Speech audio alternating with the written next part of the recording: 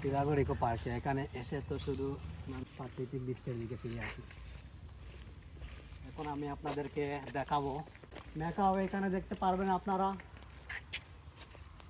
ওরে এরকম পায়সা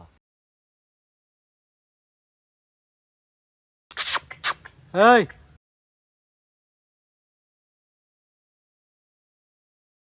না নাই তো হলো, এই নিচে নাম, এই আয় আয় আয় আজা আবে, ও আয় আয় আয় আয় পড়ি যা ও দেখো এ কথা বলছে আয়।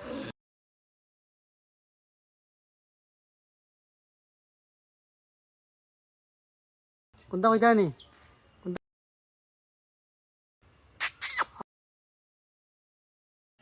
ও দেখো কা গ্রেপ প্যারট, এই যে গ্রেপ প্যারট।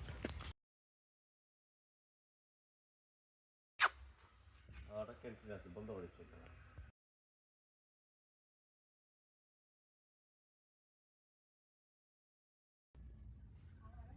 এই এখানে আছে কি গোল্ডেন পিজন, এখানে হ্যাঁ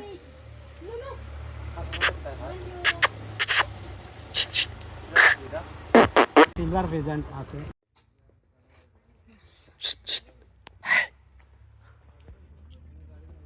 ওয়াও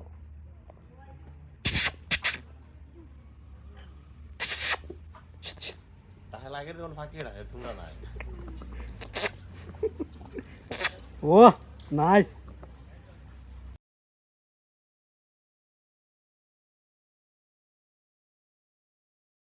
আছে বেগুনি কালাম এবং আমরা এখানে দেখতে পাচ্ছি একটা অসহায় পেঁচা, যাকে খুব মানে নির্যাতিত রাখা হয়েছে। নির্যাতিত বলতে গেলে নির্যাতিত, তাকে কোনো গুরুত্ব দেওয়া হচ্ছে না। তারপরে সব কটা পাখির খাঁচার সামনে ওদের নাম লেখা আছে, তার নাম লেখা নাই কেন? তীব্র নিন্দা ও প্রতিবাদ জানাই আমি আগামী শুক্রবার বাদ জুম্মা এটা নিয়ে পঞ্চায়েত নিয়ে বসবো। এখানে আমি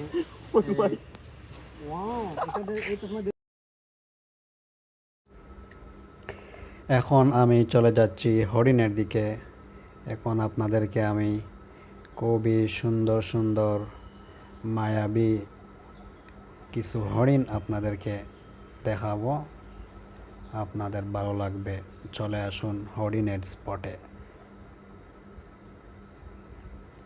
আমরা চলে এলাম হরিণের স্পটে। এখানে খুব সুন্দর সুন্দর বড় হরিণ আছে, বড় বড় শিংওয়ালা এবং শিং ছাড়া সব কিছুই আছে। হরিণ দেখা শেষে হরিণের পাশের রাস্তা দিয়েই আমরা এখন চলে যাব, বের হয়ে যাব। আজ এই পর্যন্তই। এখানে হরিণ পাখি এগুলো ছাড়াও আরও অনেক কিছু ছিল, যেমন অজগর সাপ, কচ্ছপ, মাছ, এগুলো ছিল। আরও বন্য প্রাণী ছিল, যা সব কিছু আর তুলে ধরা সম্ভব হয় নাই। আজ এ পর্যন্তই। সবাই ভালো থাকবেন, সুস্থ থাকবেন এবং শেষ মুহূর্তে যেতে যেতে আমি আপনাদেরকে কিছু ন্যাচারাল ভিউ আপনাদেরকে দেখাচ্ছি, যা খুবই শান্তিময় এবং রিফ্রেশময়। এখানে প্রচুর গাছপালা থাকার কারণে খুবই মানে শান্তির একটি বাতাস শরীরের মধ্যে এসে লাগে। এই খুবই ভালো, হাঁটার জন্য খুবই ভালো একটা আরামদায়ক জায়গা। ওকে, সবাই ভালো থাকবেন, সুস্থ থাকবেন।